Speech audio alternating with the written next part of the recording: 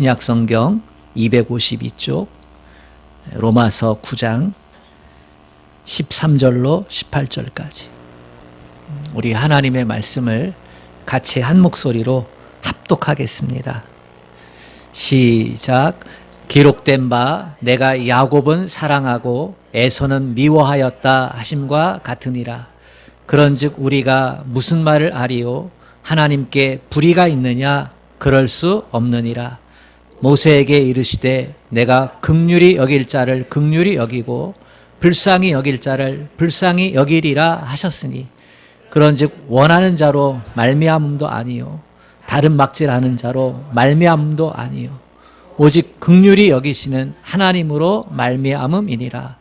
성경이 바로에게 이르되 내가 이 일을 위하여 너를 세웠으니 곧 너로 말미암아 내 능력을 보이고 내 이름이 온 땅에 전파되게 하려 함이라 하셨으니 그런즉 하나님께서 하고자 하시는 자를 긍휼히 여기시고 하고자 하시는 자를 완악하게 하시느니라.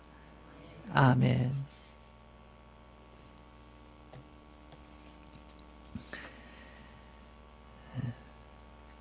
하나님의 절대적인 주권 속에서 절대 감사할 수 있는 은혜가 이 시간 우리 모두에게 부어지기를 주님의 이름으로 축복합니다.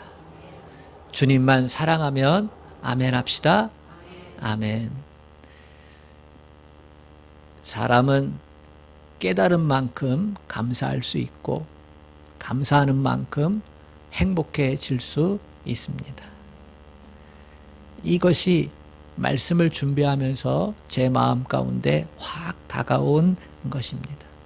한번 따라 합시다. 깨달은 만큼 감사할 수 있고 감사하는 만큼 행복할 수 있다.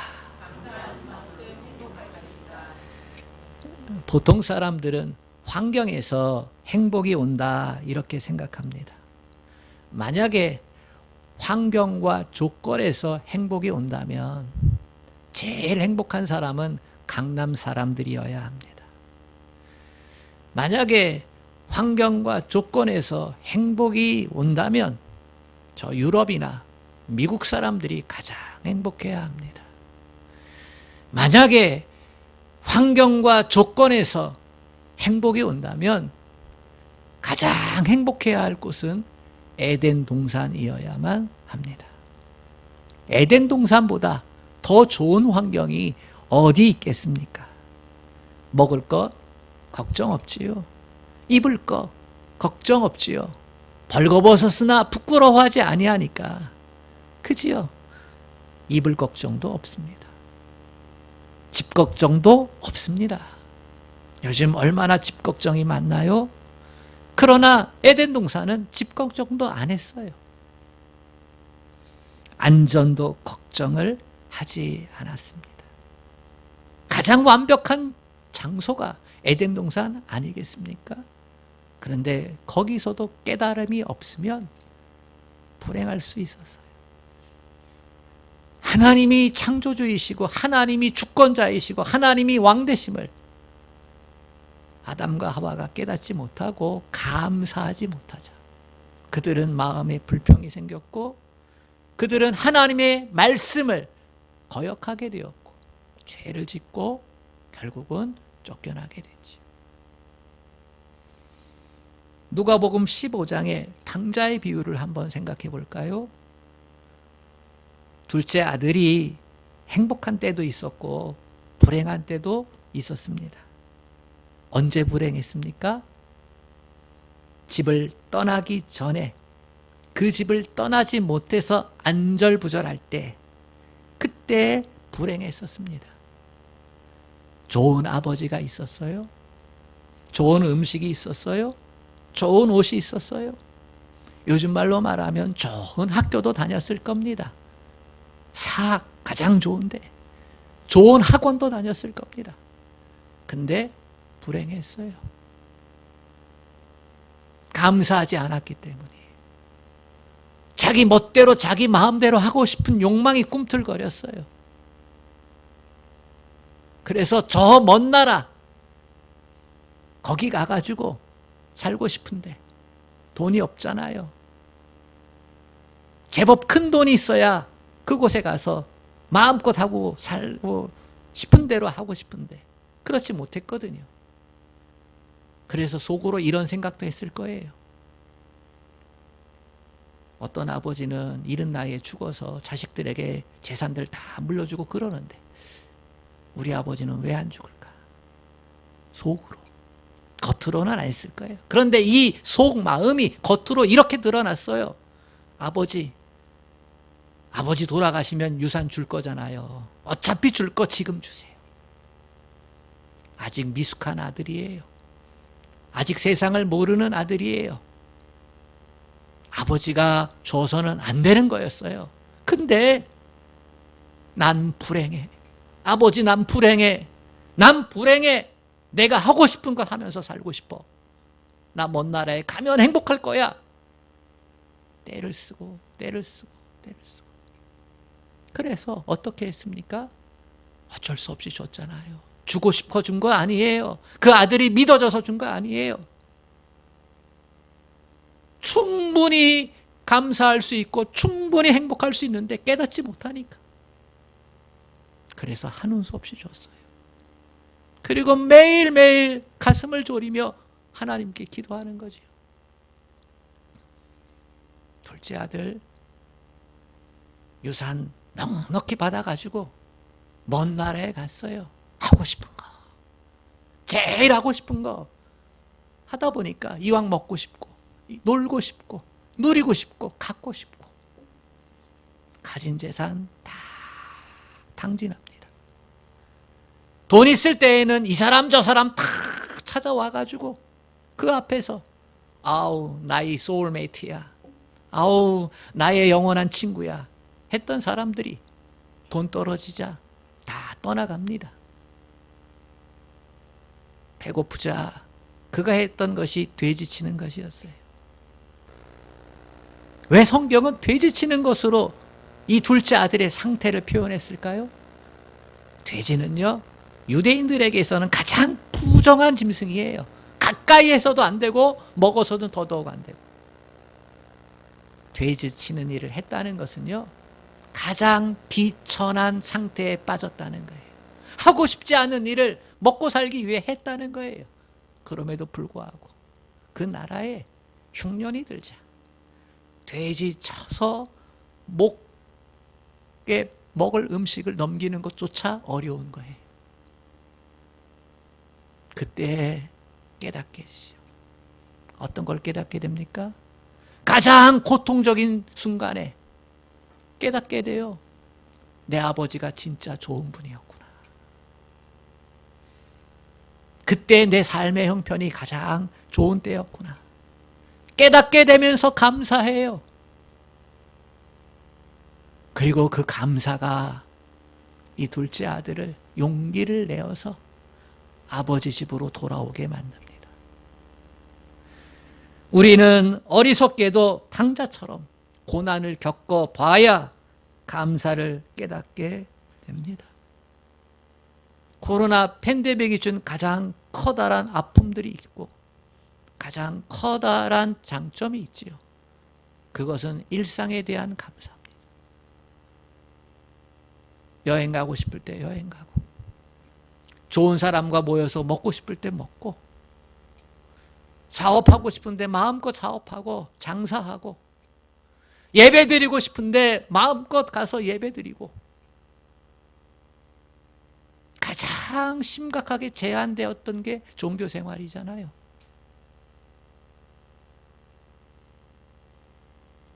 우리는 일상의 소중함을 발견하게 되고 일상이 주는 감사를 우리의 삶에 새기게 되었어요.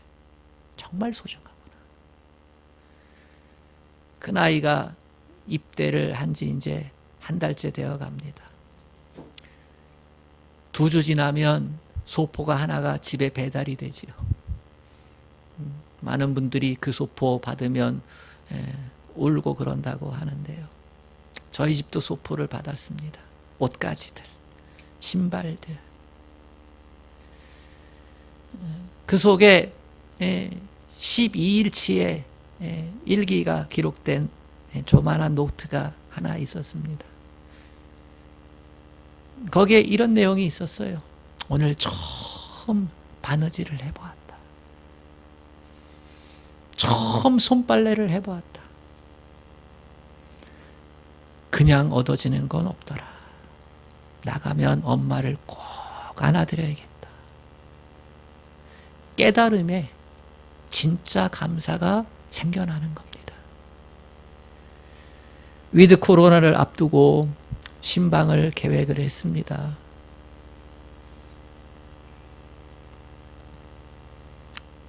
약속된 시간에 한 분도 빠짐없이 잘 지켜주셨어요. 1분도 안 늦어졌어요. 물론 남자들 성도들 신방은 못했지만 또 우리 한나셀 항상 이 자리에 한결같이 코로나 상황에도 앉아 계셨으니까 이분들을 빼고 신방을 했거든요. 한 가정만 못하고 다 했습니다. 한 분 한 분 이야기에 귀를 기울이면 힘들고 어려운 상황들도 있었습니다. 그런데 거기에 감사도 빠짐없이 있었습니다. 가정 형편이 힘들어졌지만 자녀들이 원망보다 자기 삶의 자리를 찾았다. 부모에 대한 원망하지 않고 자기 삶의 자리를 찾아서 예쁜 모습으로 그렇게 자기 몫을 하는 걸 보면서 감사했다. 무엇보다 가치관이 변했어요. 이것저것 좋은 것 움켜쥐는 삶을 살았는데 이제는 믿음을 움켜쥐는 삶을 살게 되었다. 감사거리가 있는 거예요. 어떤 성도님은 비대면 예배 드리고 목사님 저는 찬양 매일매일 듣습니다 하면서 좋아하는 분 찬양 10번 반복 이렇게 하면서 들어요. 오늘 저녁에 간증하는 그 사람이 그분이 좋아하는 찬양 부른 분이에요. 그러면서 목사님 내가 비대면으로 신앙생활 하다 보니까 좀 게을러지고 나태해지네요. 그러시면서 하는 말씀이 근데 목사님 내가 이렇게 게을러져도 되나 하면서 들었던 생각이 있어요. 제가 승리우리교회 그때 찾아올 때가 제가 인생에서 절망하고 자살하고 싶을 때였어요. 그때 만나주셨던 하나님이 요즘 다시 생각나면서 다시 하나님께 가까이 가고 있음에 감사해요. 교회는 재정적으로 지난해 힘든 시기도 있었지요. 재정이 마이너스로 계속해서 상반기를 지나갔는데요. 6월 달에 1,000만 원 헌금을 들어왔어요. 우리 게 아니다 싶어서 선교 헌금으로 다 흘러보냈지요. 그걸 보셨는지 하나님이 11월 초부터 첫 번째 주, 두 번째 주 채워가시더니 교회의 부족한 재정의 거룩한 부담감을 가진 분을 통해서 넘치도록 채워주셨어요. 올해는 어떻습니까? 지난 8월에 주보를 보면서 교회의 재정을 아마도 염려하고 걱정하는 분이 계셨다면 그러면 우리 교회의 재정이 어떤 달은 10만 원, 10만, 100만 원 이하 거의 한 달에 한 번쯤 나옵니다. 5주 있을 때는 2번 나오기도 하고 어떤 때는 두세 번은 100만 원대 혹은 조금 더 나오면 200만 원대 그런 재정이 나오는데요.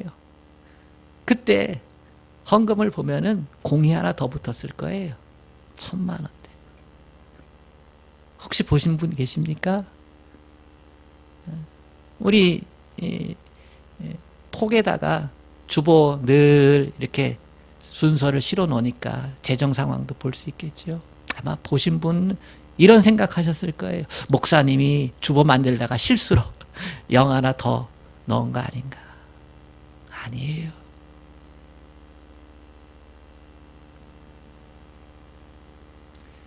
하나님이 저 멀리 대전에 있는 어떤 성도님을 통해서 채워주셨어요. 저도 모르는 분이에요. 제 아내가 알고 있는 분이었어요. 그분은 올 봄에 남편이 갑작스럽게 교통사고로 별세를 하셨어요. 조폐공사 다니던 분이었는데 장례를 정신없이 치렀지요. 그리고 아픔 속에서, 슬픔 속에서 남편의 뒷정리를 하는 거예요. 이런저런 정리할 게 엄청 많더래요. 서울도 몇 번씩이나 왔다 갔다 하고 무려 3개월을 그렇게 뒷정리를 하면서 그러다가 마음 가운데 그냥 감사한 마음이 들었대요. 남편이 교통사고로 먼저 세상을 떠나고 그 빈자리들, 처리해야 되는 것들, 거기에 한숨과 원망이 있을 수밖에 없을 텐데, 그런데 그냥 감사하는 마음이 들었대요. 가슴에 하나의 진리가 남았답니다. 천국 같다. 예수 믿었으니 천국 같다. 그래서 교회에 남편 거 정리하면서 손에 쥔 돈 11조 하고 감사 헌금하고, 그리고 이 돈 가치 있게 써야겠다. 선교비를 써야겠다. 기도하면서 생각한 게 우리 교회래. 그래서 그냥 보낸 거예요. 그냥. 하나님이 그렇게 채워주셨어요. 그렇습니다. 고난 속에서, 힘듦 속에서 하나님을 인정하고 자리를 지키는 성도와 교회를 하나님은 지키시고 채우시고 사랑해 주십니다. 역경 속에서 오히려 더 깊은 감사를 체험하게 됩니다. 힘든 상황 가운데서 낙심과 한숨이 아니라 감사를 선택하게 하셨습니다. 더 큰 믿음의 자리를 경험하게 하시는 분이 우리의 좋으신 하나님입니다. 여러분, 고난 겪어보면 호흡 한 번 쉬는 게 힘듭니다. 마음이 무너져 내리면 온몸이 쑤시고 아픕니다. 물 한 모금 소중하고 숟가락 하나 집어 입술에 넣는 것조차 감사함을 깨닫게 됩니다. 그런데 그렇다고 해서 고난이 곧 깨달음이냐? 그렇지는 않아요. 미련한 사람은 못 깨달아요. 그 고난 가운데서 절망에 사로잡히고 원망에 사로잡히고 미움에 사로잡히고 그렇게 해서 인생 망가지는 사람도 얼마나 많은지 모릅니다. 깨닫게 되는 것이 하나님의 은혜더라. 그래서 우리는 기도해야 됩니다. 여러분 가운데 아직도 고난 가운데 있습니까? 그러면 이렇게 기도하세요. 주님, 낙심하지 않고 은혜 가운데서 감사하게 하여 주세요. 은혜를 깨달아 감사하게 해주세요. 만약에 여러분 가운데서 형통함 가운데 있습니까? 그러면 이렇게 기도하세요. 주님, 교만하지 않게 하시고 은혜를 깨달아 감사하게 하소서. 그러면 우리는 고난 중에도 감사하고 형통함 가운데서도 감사할 수 있습니다. 이게 바울이 데살로니가전서 5장 18절에서 얘기한 범사에 감사하라. 이는 그리스도 예수 안에서 너희를 향하신 하나님의 뜻이니라. 여러분, 행복은 감사의 문을 통해서 들어옵니다. 행복은 감사의 문이 열리기 전에는 행복을 맛볼 수가 없습니다. 그러므로 하나님이 아무리 큰 복을 주셨어도 우리가 감사하기 전까지는 그것이 복이 될 수가 없습니다. 우리가 범사에 감사하려면 생각해야 돼요. 깨달아야 돼요. 생각한다는 것은 깨닫는다는 거예요. 뭘 생각해야 될까요? 가장 근본적인 것, 가장 소중한 것,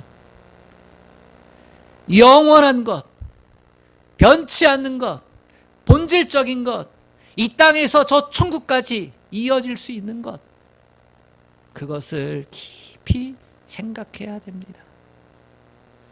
예수 믿는 사람에게 있어서 가장 중요한 것이 무엇입니까? 돈입니까? 건강입니까?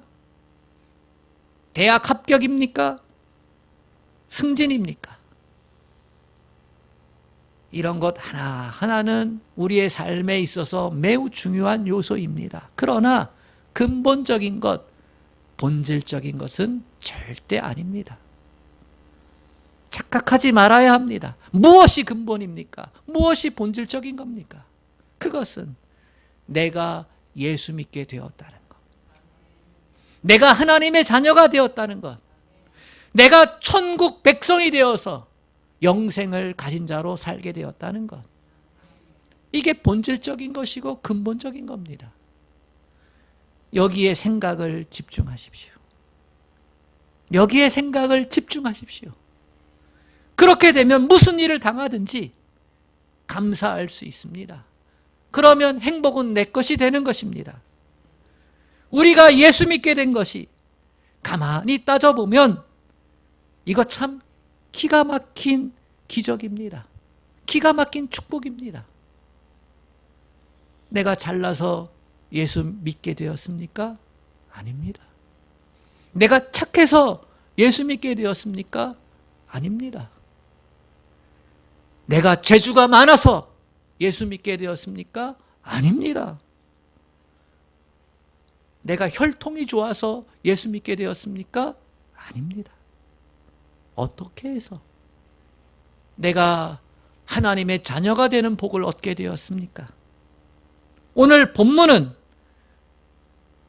아주 정확하게 그것을 우리에게 가르쳐주고 있습니다. 긍휼히 여기시는 하나님으로 말미암았다는 것입니다. 저와 여러분이 예수 믿게 된 것, 긍휼히 여기시는 하나님 때문이라는 것입니다. 우리가 받는 복이 하나님으로부터 말미암았다는 점에서 야곱과 우리가 받은 복이 동일합니다. 긍휼히 여기시는 하나님으로 말미암아 복받았다는 것을 사도 바울은 야곱의 예를 통해서 우리에게 가르쳐 줍니다. 야곱은 어떤 사람입니까? 야곱이 어떤 사람인가는 그의 이름에 함축적으로 다 담겨 있습니다. 야곱의 이름은 발꿈치를 잡았다입니다. 야곱은 어머니 태했을 때 쌍둥이입니다. 근데 그가 태어날 때에 형보다 먼저 앞서 나가려고 발꿈치를 잡았어요. 그것이 그의 이름이 되었습니다. 이 이름을 좀 더 확대 해석해 보면 자기가 먼저 태어나기 위해서 수단과 방법을 가리지 않은 사람입니다. 교활하고 비열하고 이기적인 욕심쟁이입니다.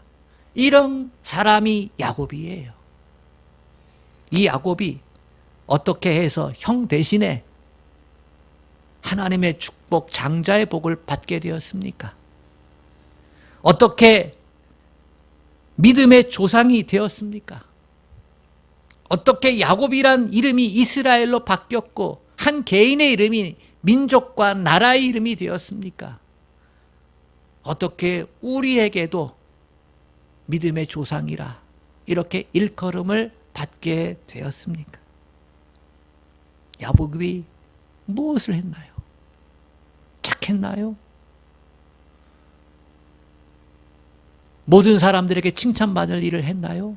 아닙니다. 야곱이 하나님의 사람이 된 것, 하늘의 복을 받은 이야기가 오늘 본문 11절부터 13절까지 있습니다. 우리 같이 한번 읽어볼게요. 9장 11절로 13절 시작.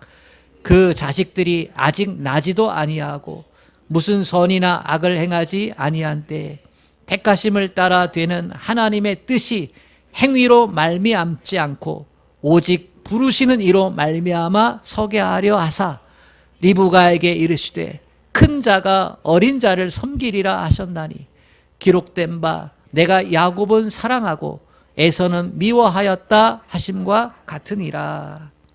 아멘. 야곱이 복된 자가 된 것은 야곱이 태어나기도 전에 하나님께서 야곱을 택하셨다는 것입니다. 그러므로 야곱이 받은 복은 그 원인이 야곱에게 있지 않습니다. 하나님께서 복 주시기로 결정하고 복 받을 만한 사람으로 만들어 가신 겁니다. 기억하십시오. 하나님께서 복 주시기로 결정을 하고 그 속이는 자, 비열한 자를 복 받을 사람으로 만들어 가셨다는 것입니다.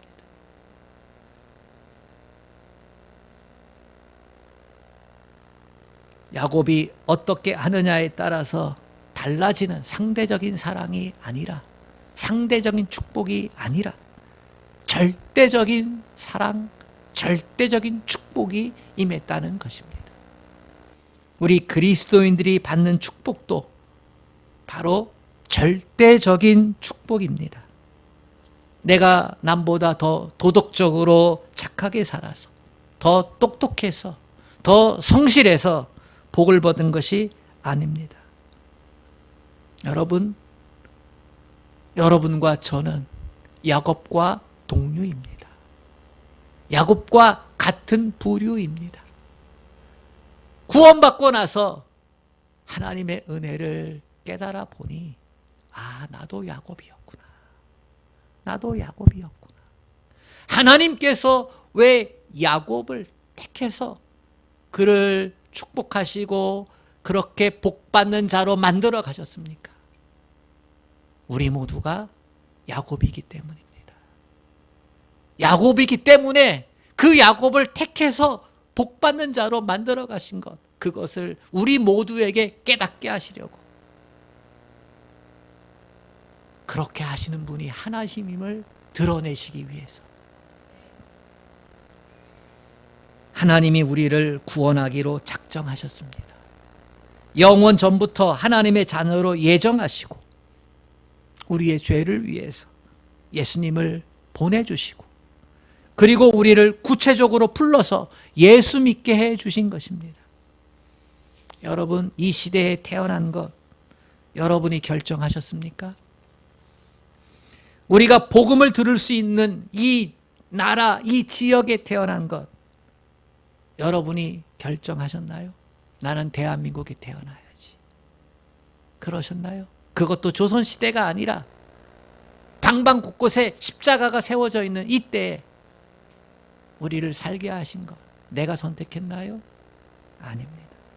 만약 우리가 저 이란이나 이라크, 사우디, 무슬림 국가에 태어났다면 이 중에서 예수 믿는 사람 별로 없었을 겁니다. 제가 가본 나라가 몇 개 안 되는데요, 다 선교 때문에 가본 나라들입니다. 중국 가보았더니 예수 믿는 사람 별로 없었습니다. 러시아도 가봤더니 마찬가지고요. 몽골 가봤더니 마찬가지고, 네팔도 가보았더니 마찬가지였습니다. 그런데 우리는 어떻습니까? 가는 곳곳마다 복음이 전파되고 십자가가 세워져 있고 또 인터넷도 발달해서 틀기만 하면 예배에 흘러나오지 않습니까? 여러분이 믿는 부모 때문에 예수 믿게 되었습니까? 여러분이 똑똑해서 내가 예수 믿는 부모에게 태어난 것 아닙니다. 하나님이 결정하신 거지. 중간에 예수 믿게 되신 분들, 예수 믿을 수밖에 없도록 하나님이 역사하신 거죠. 때론 가난으로, 때론 질병으로, 때로는 고독으로, 때로는 실패로,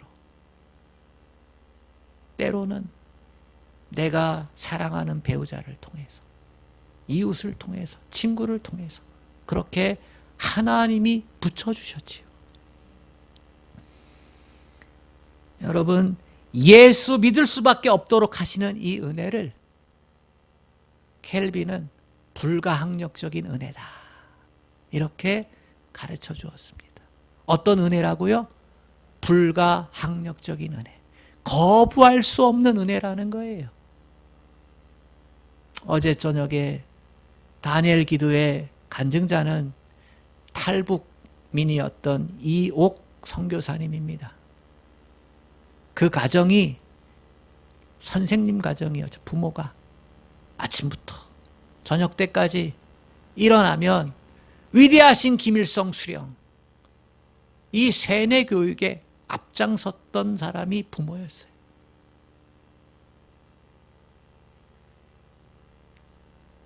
김일성을 신격화했지요. 죽을 수 없는 존재, 우리에게 먹을 걸 나눠주는 존재, 그렇게 의식화에 앞장섰던 부모. 군생활 7년 했는데요, 김일성 죽고 4년 만에 아사자 350만 명이 되었습니다.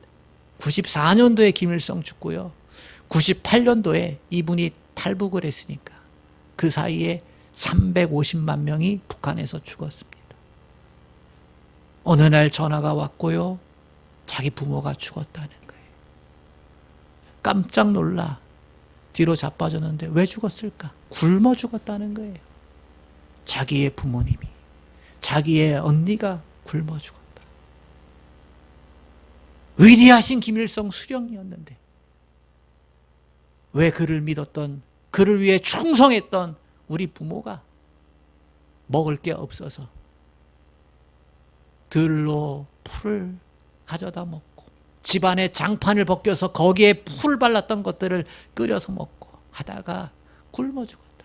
그 굶어 죽은 시체가 산더미가 되어서 큰 웅덩이 한꺼번에 들어가는 것. 자기 엄마, 아버지, 언니를 구별도 못했다. 그 정도로 굶어 죽었으니까. 그 땅을 벗어날 수밖에 없었다는 거지. 다행히 도문에, 중국 도문에 친척이 있어. 거기서 연명을 했는데요, 어느 날 목사님이 오셔서 당신은 죄인입니다. 예수 믿어야 구원받습니다. 김일성이가 신이 아닙니다. 김일성이가